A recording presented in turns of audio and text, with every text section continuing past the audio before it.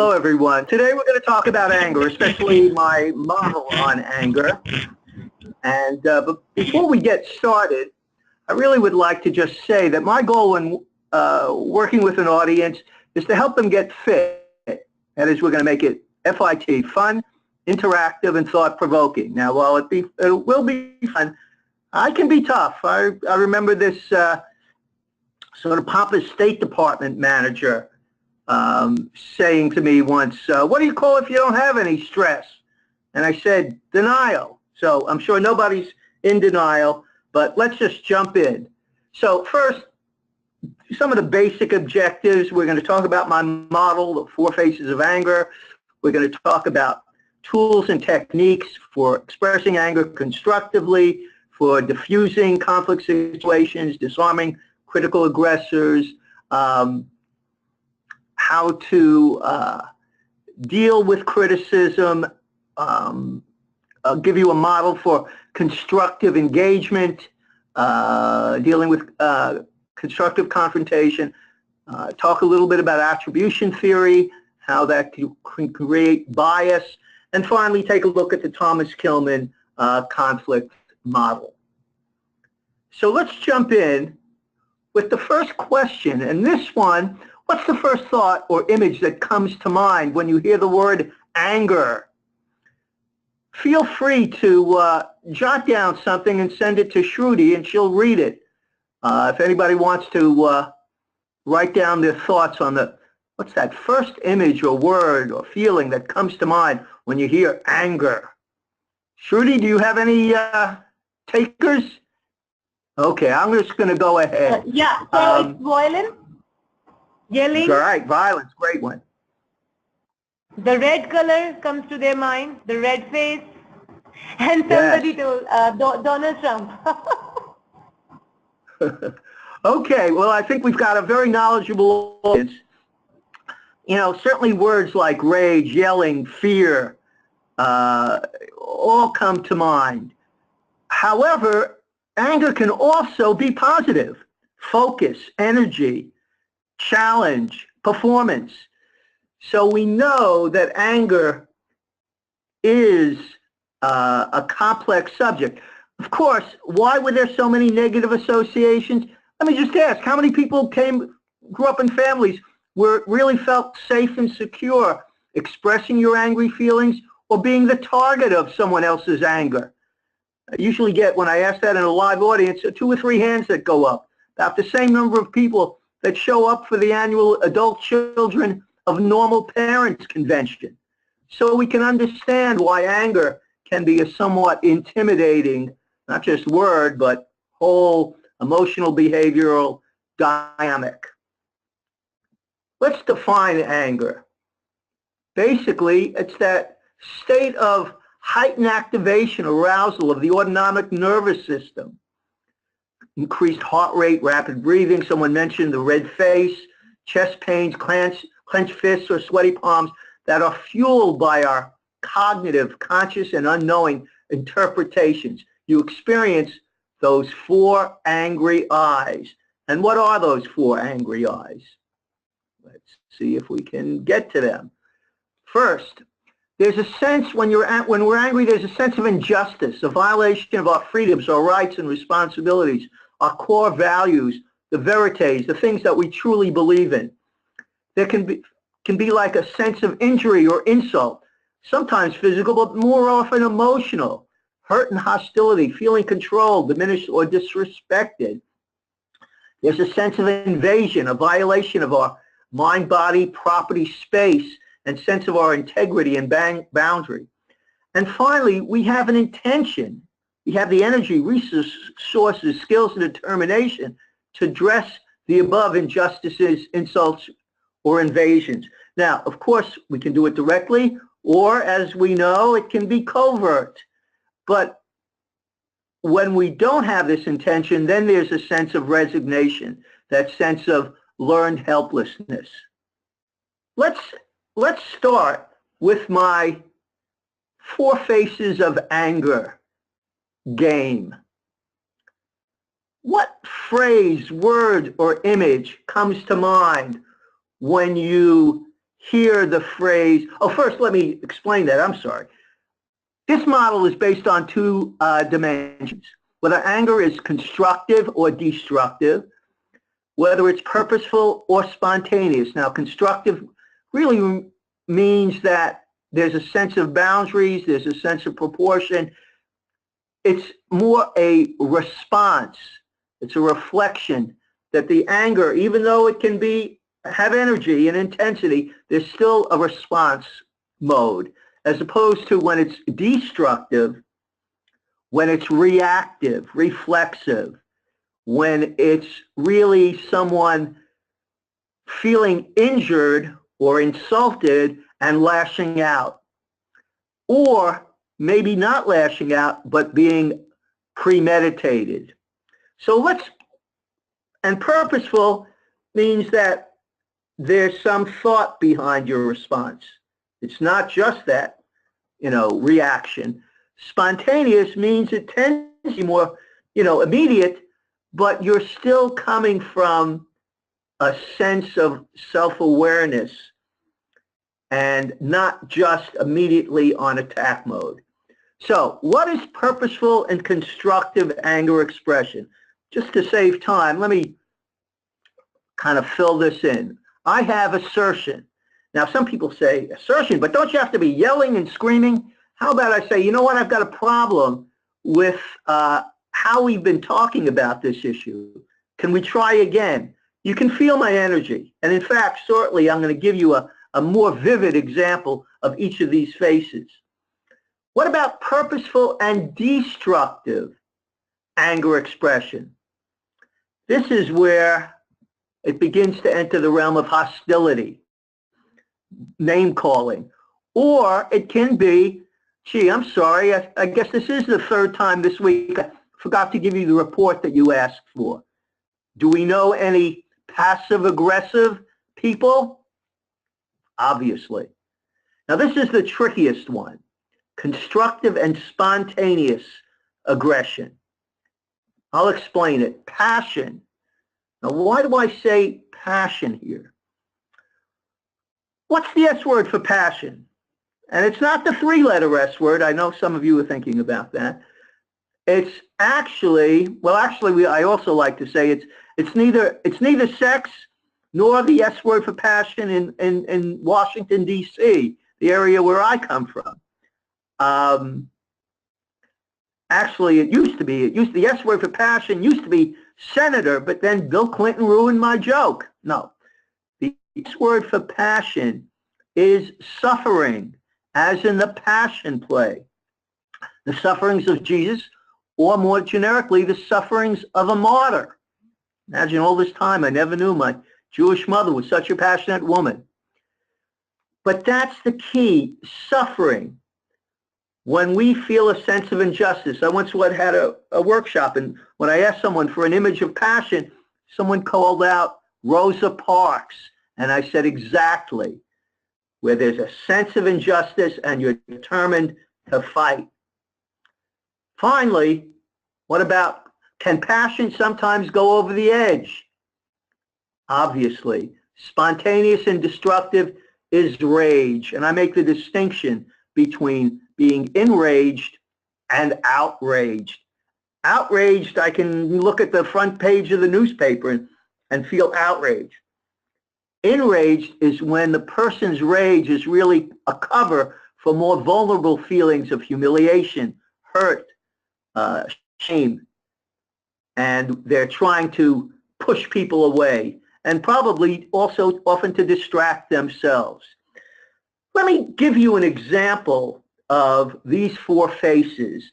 It's based on a scenario I kind of came up with where a daughter has, I don't know, maybe she's 19, 20, let's say she's 20-year-old daughter has borrowed the car. Actually, I have it here as 18-year-old daughter. Okay, 18-year-old daughter was supposed to be home by 1 o'clock. She was supposed to call the mother if she didn't get home on time, and she didn't call. The mother meets her at the door And let's take a look at how the mother might respond in each of these phases. Now, first, the assertion. I'm angry. I let you have the car Friday night with the understanding you'd be home by 1 a.m. Or if you were going to be late, we agreed you'd call beforehand. When I didn't hear from you, I was very worried. What happened? I want to talk with you about the car borrowing policy and the consequences if this happens again. Clearly, the mother is upset, but she doesn't totally lose control. And I think that's very important. She begins to say what her expectations are, and we're going to talk more about this. Let's take a look at the mother in a state of hostility. I can't believe how irresponsible you were last night. You didn't call. You made me sick with worry. You expect me to trust you with the car? We'll see when you get that car again, said with a sneer and haughty tone. You could see she's already beginning to be very judgmental and kind of getting into blaming. And we'll talk about those. You expect me? I can't believe how irresponsible you were. It's a lot of blaming you messages, and we'll talk about that shortly. Now, what about the passion mode? How about this? Not being able to sleep, the mother meets the daughter at the door and spontaneously confronts her. What the heck happened? I was expecting a call. I'm angry. I'm up because I was terribly worried and couldn't sleep. After the daughter attempts a brief explanation and the mother is assured of her safety, the mother, aware of her own difficulty listening, as well as her increasingly loud voice and shaky tone, continues. I can tell I'm too upset to talk about this now. I'm glad you're home. I'm going to bed, and we'll discuss this incident, including rules for using the car later in the morning. So while she's upset, she's still able to acknowledge that she's glad her daughter's safe. She has the presence of mind to say, I can't really talk about this rationally right now. I'm going to go to bed, and we'll talk about it tomorrow. So even though it's spontaneous, even though there's intense feeling, she hasn't just gone off the rails. But what about the mother that does go off the rails? Let's look at that rage state. The mother, furious at her daughter's late return, explodes. You inconsiderate witch! I should slap you silly, while raising her hand as well as her voice in a menacing manner.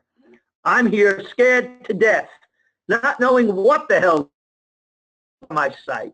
Clearly, this mother is in a state of uncontrolled rage. She's catastrophizing, imagining the worst, using cutting profanity. Clearly, this woman not only is really reliving probably some pain and abuse or violent experiences that she experienced growing up. So she's projecting a lot of her own issues onto her daughter.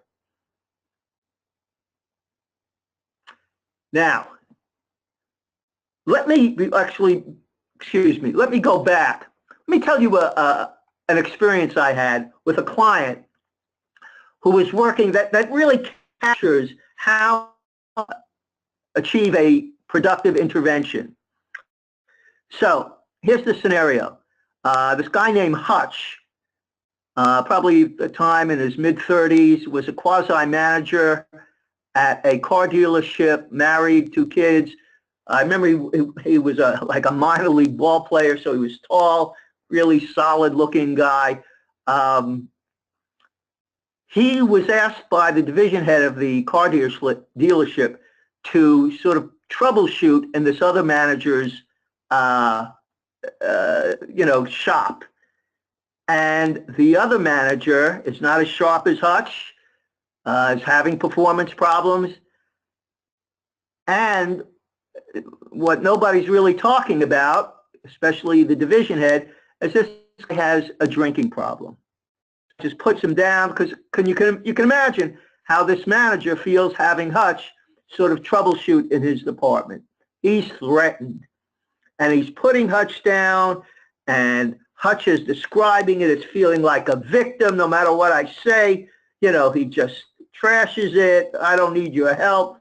You know, it's just Hutch in my office is getting louder and louder. He's, if not in a rage state, is quickly approaching it, feeling like a victim, getting louder. And at some point, I realized just, you know, listening and empathizing isn't enough. And I say, wait a second, Hutch, let me ask you. If a 6-year-old came up to you and said, Mr. Hutch, you're not a very good manager, what would you do? And Hutch looked at me and said, Mark, I'd sit that 6-year-old down and I'd convince him that I'm a good manager. I looked at Hutch and I said, Hutch, did you hear what you just said? You have to justify yourself to a 6-year-old. And he suddenly looks at me and says, okay, I get it. Well, we ended the session, and the next week he comes back in a much better frame of mind, it appears. He begins to tell me, Mark, it's good things I have vivid powers of imagination, because I saw this guy in diapers, as a 2-year-old throwing tantrums, and I started laughing behind his back all day. I'm smirking at this jerk. You know, let's take a look at what's going on. Well, Hutch is not feeling any pain. He's in, I would say, purposeful destructive mode. He's in full hostile humor.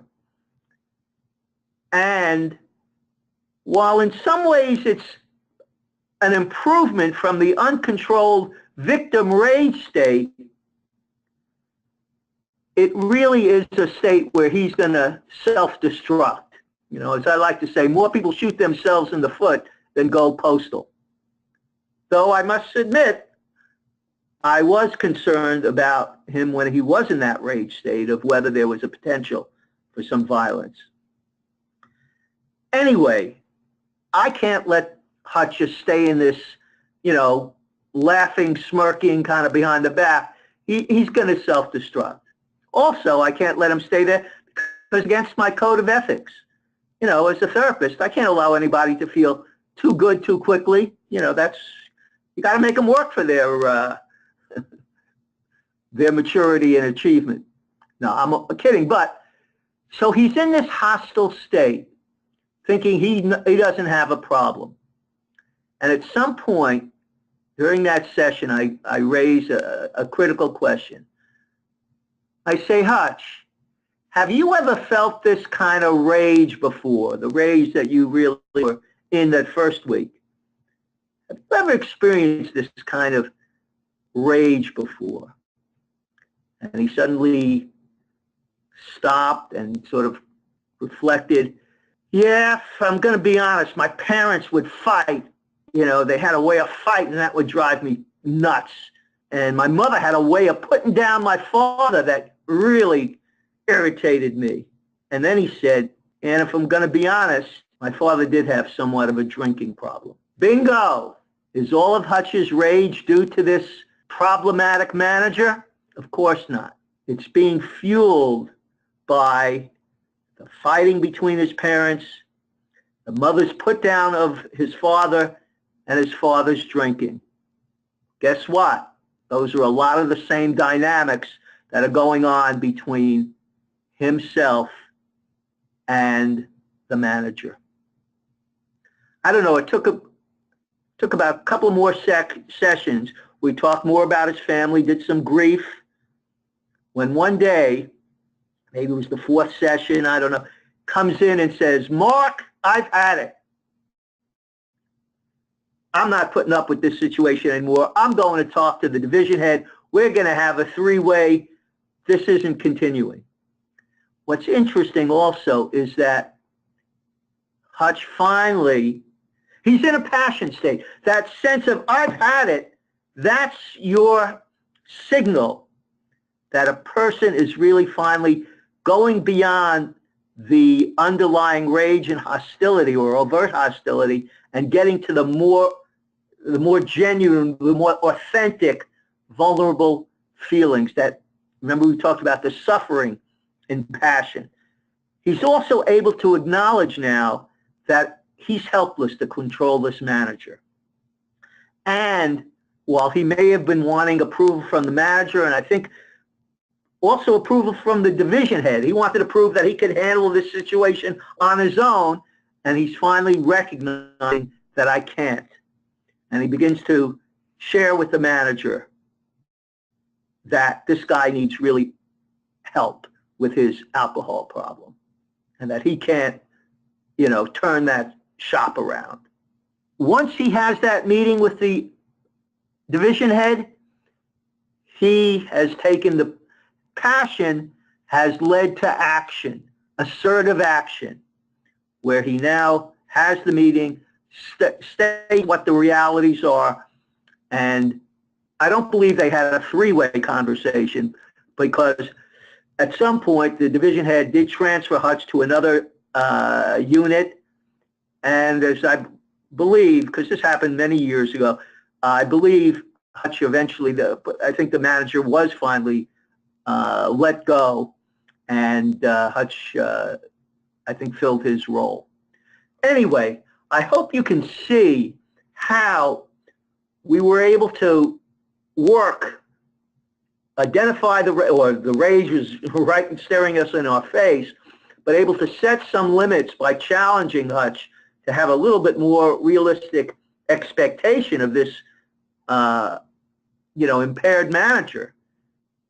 He began to have more control, but he was doing it in a hostile kind of way, smirking, and so we had to challenge that, and that's when I asked him to see if there were any times in he got into some of the parallels between the problematic relationship with the manager and some of the problematic parallels, dysfunctional parallels in his family, with his parents, with his mother's put-downs, with his father's drinking.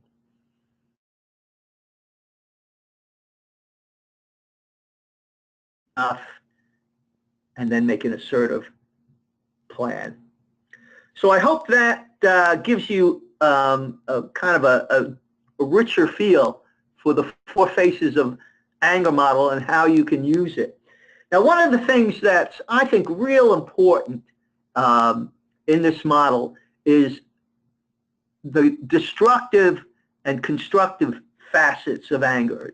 It's where constructive is a assertive I message. Destructive often involves blaming you messages. For example, it's not my fault. You didn't give me the right instructions. You shouldn't worry so much. You're fine. You really disappointed me.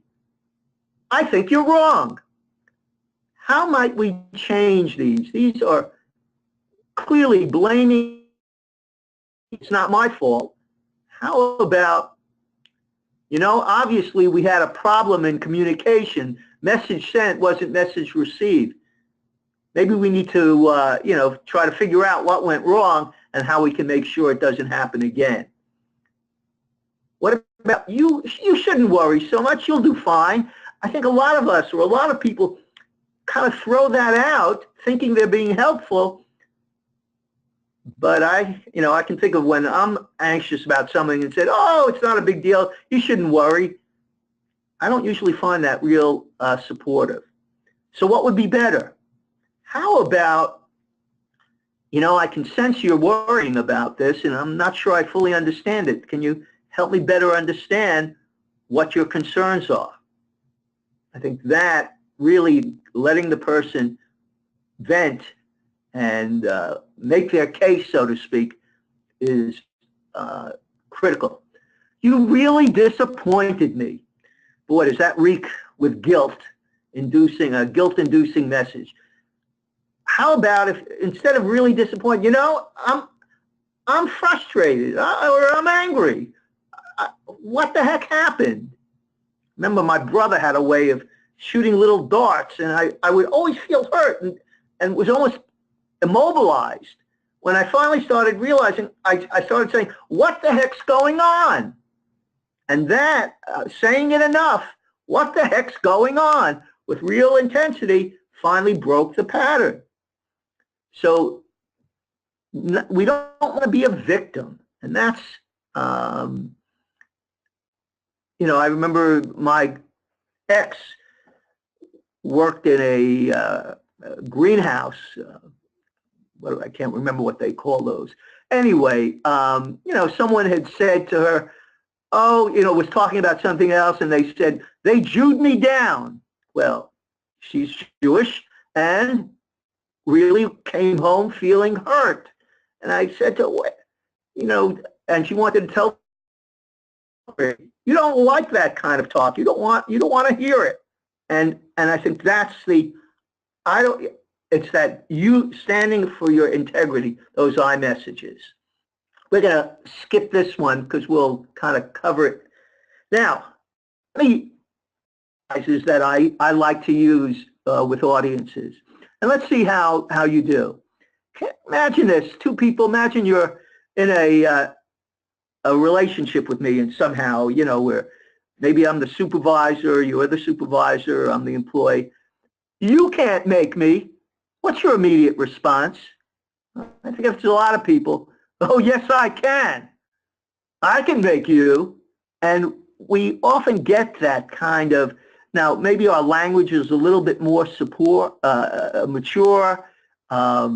Basically, the exercise, maybe I should back up. The exercise as it gets played out has one person saying, you can't make me, the other person saying, oh, yes, I can make you. Oh, yes, I can. And then they go back a few times, you can't make me, oh, yes, I can. And then I have them, each of them, also thinking about someone in their past who's been a real pain in their butt. So even though they're looking at their here and now partner, they're thinking about this person from the past. And so it really, while people are laughing, because it's a little bit over the top, a lot of people, really get into it because they can recall, this person being a pain, and they may still have some pent-up anger related to that individual or to the experience. So you can't make me, oh, yes, I can. How do we break that? Well, first of all, let me ask before we break, why is it so easy that we take the power struggle bait? I think there are some factors, and I call them the 6 C's. Who's going to be in control of the relationship? This is the authority dynamic, parent-child, supervisor-supervisee. Who's going to be in control? Competition. We see this a lot in workplaces. Who's favored? Who does the authority like better? This is the sibling rivalry kind of dynamic. Times have changed. The times have changed, create anxiety. People feel less in control, uncertain, also can create power struggles. Cultural diversity, and a lot of misunderstanding and tensions. Does the person have the communication skills? Hey, Mark. Sorry to interrupt you in between. We are facing a connectivity problem, like your voice is breaking in between. So if you can just turn on webcam, I think that way we can get a better connectivity. Okay. How does that sound? Yeah. Perfect. Great. Now you can continue. Thank you. Okay, sure. So, and then communication skills. Do you have the communication? Do you tend to use iMessages? Are you aware of the blaming potential of you? We'll get into more. And finally, do you have the courage to take a stand or to speak up and to deal with the power struggle in a more constructive way? Basically, what I like to, one of the ways I like to deal with this kind of situation is to be able to say, let's say I'm the supervisor, say in terms of this, you can't make me, oh yes I can. You know what, I don't know if I can make you or I can't make you. That's not where I'm coming from. If something's bugging you about the situation, about the problem we're having, or about me, can we talk about it? Can we talk about it? Why is this so important? Let's just take a look. Can we talk about it? I want the person to drop the rope. Let me continue. Let's start over. Let me continue the train of thought. I don't know if I can make you, I can't make you. That's not where I'm coming from. If something's bugging you about the project or about me, can we talk about it? I know I need your help. I think I'm in a position to help you. I want us to be not pulling apart, but be pulling together. What have I done? I think by taking that position, I've dropped the rope. You know, if somebody pulls on a rope, I don't want to deal with this crazy person, but dropping the rope really says, not that I'm afraid of you, but this isn't working for me. Can we find a better way to deal with this situation? When I'm dealing with conflict, I want to try to focus on what I call the 4 Ps. You can tell I'm still a charter member of my new AA group, Acronyms Anonymous. I want to focus on the 4 Ps. Really understand a person's pain and passion, purpose and power, or lack of power. I want to reduce the status differences between myself and the other person. I want to ask good questions. Think about what I had done. I don't know if I can make you, I can't make you. That's not where I'm coming from. If something's bugging you about the project or about me, can we talk about it? I think I was asking some good questions. What is a good question? Feedback. But especially a good question has 2 pillars. One I call the openness pillar. I want to hear what you have to say. I want to hear your thinking on this. And second is the humility pillar. I don't have all the answers. Maybe I can learn something. Do you think people appreciate when we approach them with openness and humility? Boy, that's a slam dunk. I don't know if I have all, I'm not sure I can. I'm not trying to make you. I don't know if I can make you or I can't make you. That's not where I'm coming from. I don't have to be all or none. I can talk about the blaming yous or asking, the good questions or about me. See, it's a question when I'm using you. If something's bugging you about the project with me, can we talk about it? Am I bugging you is really what is the question. And that's a less threatening. I'm not putting oil on the fire. I'm showing real respect. And my definition of respect is paying careful attention to a person's lived experience, emotional framework, and worldview. Paying careful attention to a person's lived experience, emotional framework, and worldview. So I think if we can do those things, we can create this kind of interaction which says, I don't know if I can help you, or I don't know if I can make you, or I can't make you. That's not where I'm coming from. I'm putting down my authority mantle for the moment, putting it on the shelf. I don't think I'm giving it up, but I'm saying that in this interaction, I want to talk more adult to adult. If something's bugging you about the project or about me, can we talk about it? I know I need your help. I want to be helpful. I believe I can be helpful as well. I don't want us pulling apart. I want us pulling together. So I think we can really begin to see that. Another exercise, which I'll just go over quickly because I can see that we're moving towards the ending here, where we have to get some Q&As. It's where you have one person expecting feedback, reasonable feedback.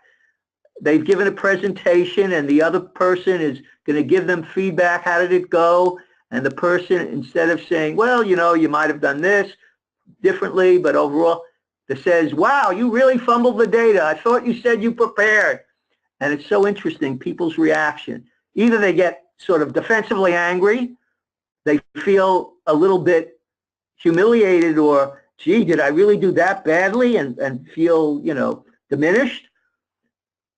Some, and a small minority, take another approach. Let's see what that might be. First, to deal with a critical aggressor, you want to make sure you try not to be reactive. Who the hell, what makes you think you know anything about this presentation? Hey, if you're so good, why didn't you volunteer to do it? You know, I mean, there's a lot of defensive responses or reactions where a response is going to be involving an I message. Let's take a look at that, learn to meta-communicate, because I think that's the most important thing. Now, if you've hit somebody over the head with a bat, you have provoked them. If you hurtful, even, let's say, only on a scale of 1 to 10, maybe 6 or 7 hostile, I'm not sure you want to be, you know, you have quite the right to just explode back. I think they've evoked feelings as opposed to, you know, really provoke them.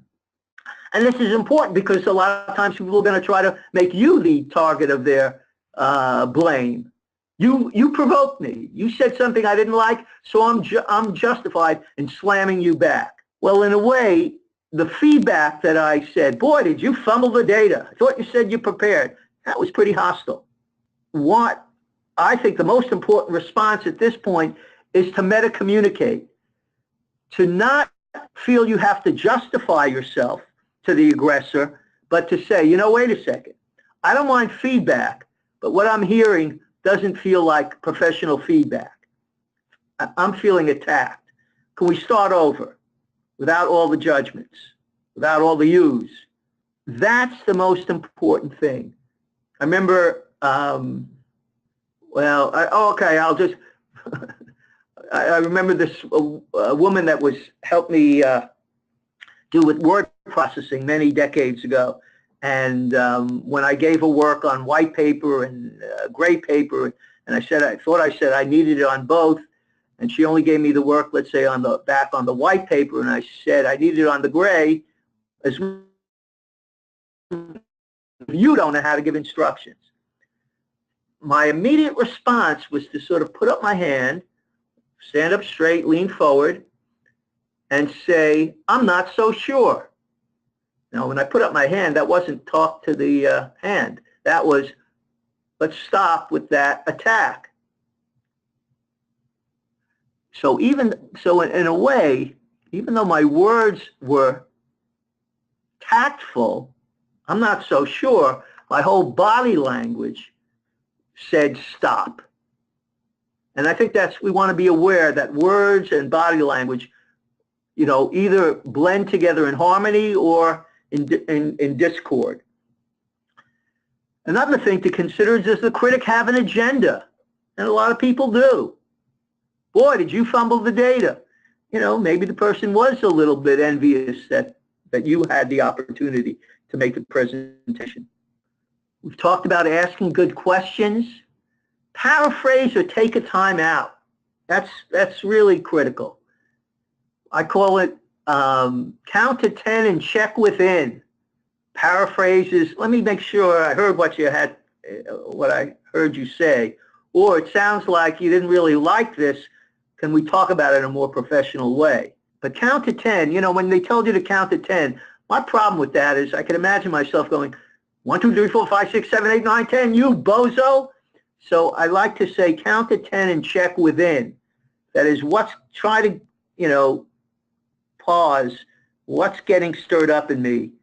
At least recognize that I'm on the border of being rageful or hostile, and how do I sort of talk myself down a little bit. And if we can't do that, when in doubt, check without. Seek a stress buddy.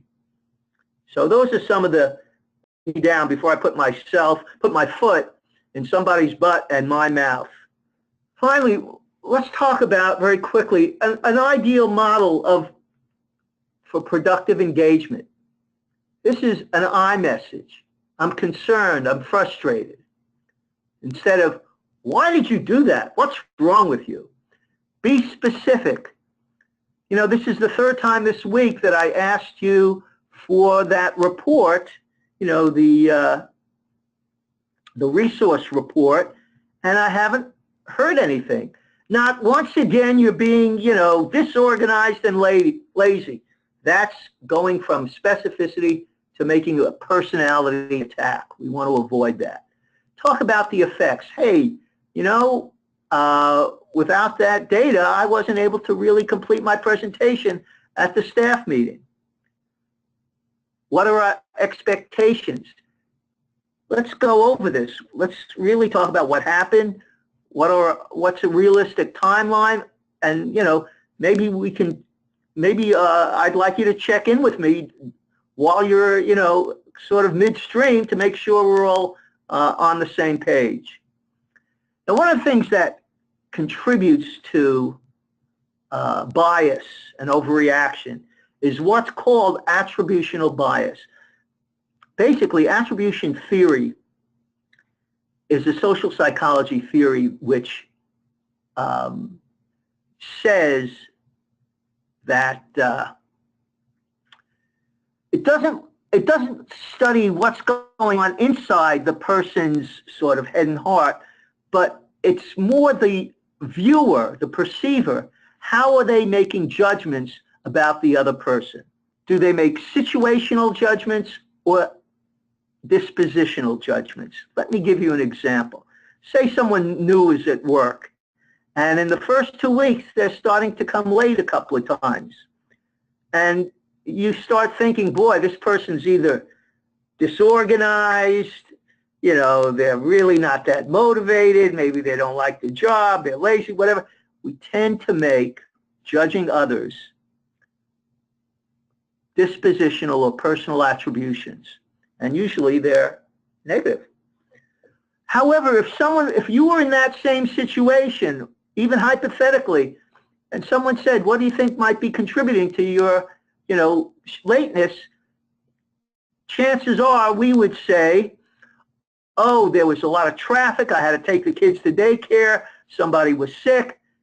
In other words, we come up when explaining our behavior with situational or external factors, situational attributions. So we attribute the cause of our behavior or the cause of someone else's behavior to external factors. Ironically, when people are depressed, it's just the opposite. When explaining their, let's say, positive behaviors, they attribute it to an environmental factor. When they explaining their own negative behaviors, they make personal attributions. Finally, acknowledge and ask. Ask about acknowledge that I know we're under a lot of pressure. I know there's a lot of stress. Inquire what's going on. Avoid sarcasm. I hear in DC a lot of, I know you're real busy, but can't you get that work in on time? That doesn't show real empathy. And the final L in ideal is to listen, learn, and let go, and make it a growth process for both parties. Okay, we're going to wrap up very quickly, but I just want to give you a taste of the Thomas Kilmann conflict inventory. Basically, it's 5 styles based on whether a person is high or low on assertiveness and high or low on cooperativeness. And so let's take a look at high-low. High assertive, low cooperative is competition. And the question is, what are the positives and negatives? Competition can be, it spurs people to make the final goal, to really get work done. But it can be, it's all about me. And it can disrupt teams if it becomes too extreme. What about low-low, avoidance? There, of course, in a way, people don't share, they don't speak up, you don't know where they're coming from, what they're thinking or feeling. On the other hand, sometimes avoidance can be positive. I don't want to shoot from the lip. I want to do some research first. What about low assertiveness and high cooperativeness? That's accommodation. People who really try to invite people in, be very caring, concerned. On the other hand, too much accommodation, too rigid, Burnout's less a sign of failure and more that you gave yourself away. High, and I'll talk about in a moment, is collaboration. In the middle is compromise. Now, compromise seems to be good, but you know what? Sometimes that's just a quick, pretty compromise. You know, okay, let's show of hands. The problem with compromise is it doesn't take the time and energy to get to the real issue. And that's what collaboration does. Collaboration really tries to get to the hidden agendas, to use conflict and challenge to motivate people to expand their point of view, see different perspectives, really to empathize on a deeper level. The drawback with collaboration, it takes time and energy. So you might want to think, what's your style? What style do you work best with? You know, what other style, another person's style works best? What other person's style gives you the most problems? Okay, I think we're going to basically wrap up, and I don't know if we have a lot of time. Of course, we lost 10 minutes. Shruti, can I ask, can we still field a couple of questions? Yeah, we can start our question answer round. Okay, so I hope that this training helped you to let off some steam. Thank you so much for listening.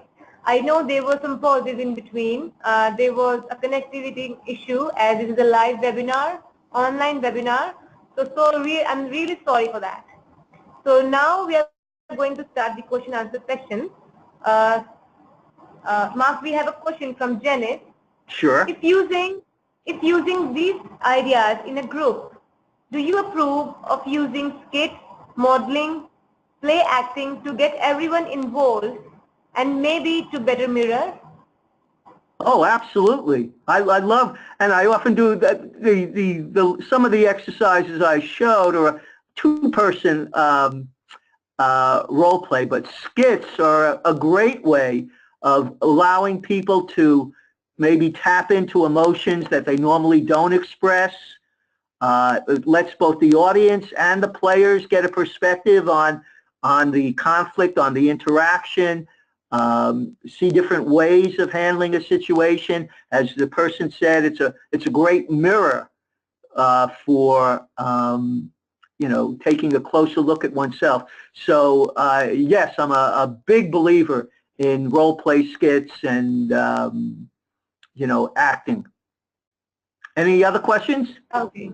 Yeah, thank you so much, Mark. And this is for all the audience who are attending this webinar. Please use the chat box to send your questions.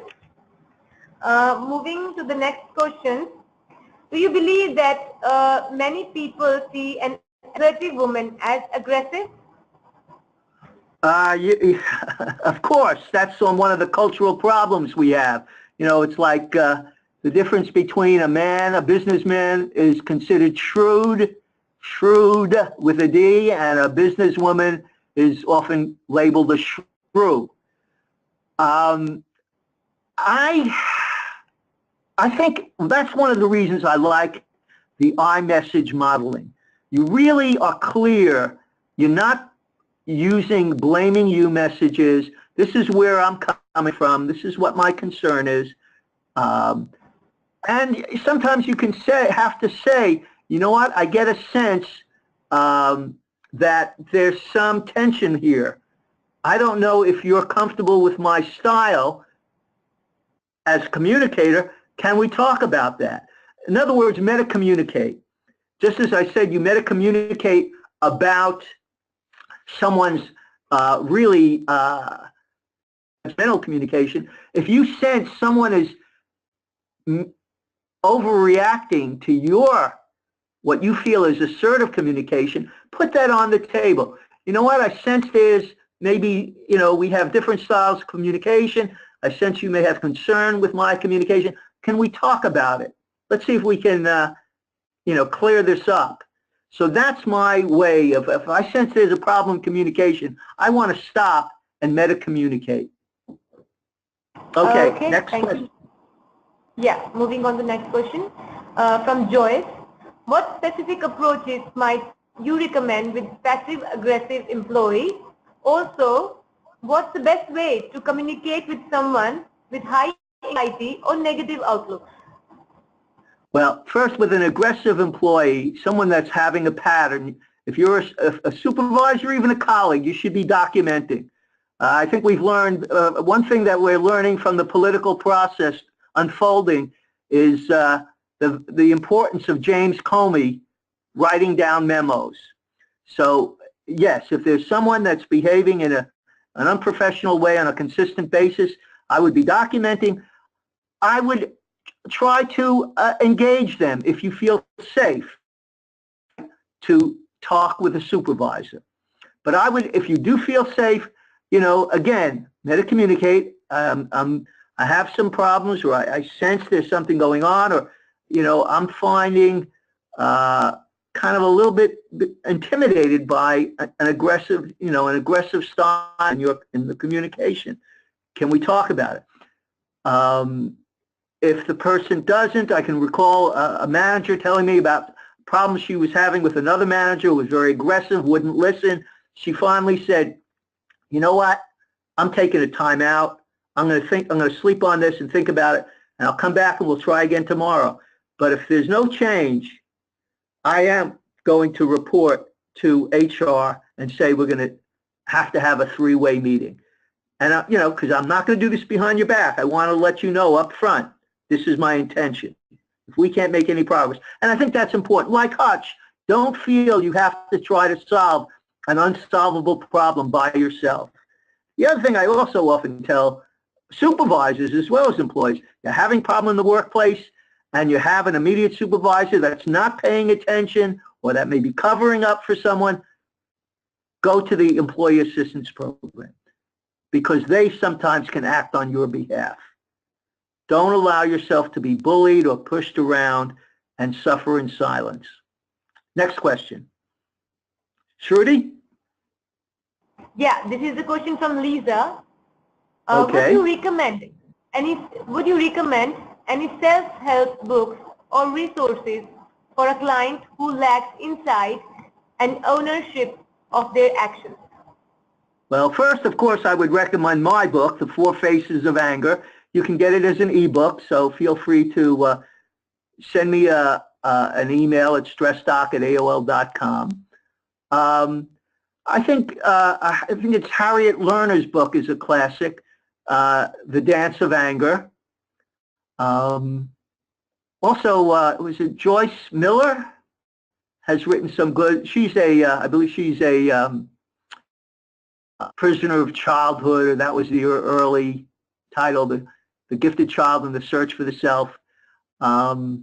Anyway, those would start, but I would be happy to send you that anger article, sort of a classic anger article that I wrote. Just shoot me an email, stressdoc@aol.com. It talks about the 4 faces and the mother-daughter interaction. Okay. Okay, moving on to the last question of this session. Sure. From typical roadblocks to prevent successfully disarming aggression, your solutions. Okay, Shruti, you're going to have to repeat the question. All right. Typical roadblocks to prevent successfully disarming aggression, your solutions for that. I think what we saw with Hutch, here he was hostile, enraged. I had to shake up his perception. First, I had to listen. I think that's the important thing. First, you have to listen and let the person know that you're not afraid of their aggressive energy. Because so often people have either walked away, ran away, or tried to shut them up. So I really want to let them know that I am not afraid, unless their state of rage is so great, and then I'm going to say, I want to listen, but the level of, anger and shouting and the, the gritting of the teeth and I got to admit, I'm feeling afraid. And if I'm feeling afraid and I don't live with you, or I don't work with you every day, how do you think other people are feeling when you're coming across that way? So that's using, don't be afraid to use our own vulnerability to give that person, real, authentic feedback. Sometimes, as I felt with Hutch, that I could challenge him a little sort of provocatively. If a 6-year-old came up to you, Mr. Hutch, and said, you're not a very good manager, what would you do? See, I needed to help him see that he was taking so personally the feedback of an impaired person. And he wasn't seeing the manager on a heart level. Maybe he knew he had problems, but he wasn't really gutting what that meant. And he was taking his troubled behavior personally. And we often do that. I mean, how I can think of, well, I don't have to go into my personal life, but how often we feel abandoned, we feel ashamed, we feel humiliated, problematic state. So that's why it's always as important to do our own, what I call head work, heart work, and homework, and to make sure you're really coming from your own self and not just reacting to someone else. I think that's, is that the last question, Judy? Okay. Thank you so much, Mark. Now, keeping the time frame in mind, we need to end this session right here. So whatever questions are left, we will respond to those via email.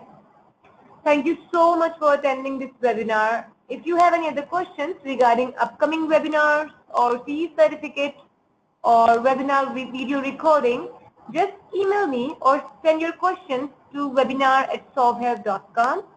I'm happy to answer your questions. You will receive a webinar follow-up email within 48 hours in which you will receive webinar recording, PPT slides, and instructions to download your CE certificate. So now moving to the CE instructions. First, you need to visit our website www.solveinstitute.com and sign up there. If you are not registered yet, you can press the register button, enter your details, and the login credentials will be sent to your registered email address. Now, you can enter your credentials to log in to this website. Then you will land up on the next page where you can find lots of presentations. You need to select the presentation you want to download your CE certificate for. After selecting the presentation you want to watch, just press that and then you will land on the next page. Now here you will see the details of that presentation. Here you need to press continue to video button at the right corner. After pressing that, you will land on the next page where you can see the video. If you have already watched this webinar, you can skip the video and you just need to press continue to quiz button. Then you will land on the next page where you can find the quiz questions.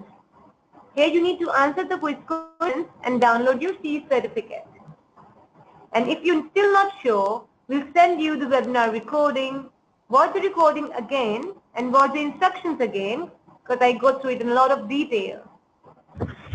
Alright, so hey, by the way, you'd be happy to know that our award-winning researcher, author and editor, Dr. Veena Kumari, is presenting on assessing and improving addiction treatment outcomes at the 8th Annual West Coast Symposium on Addiction Disorders in La Quinta, California.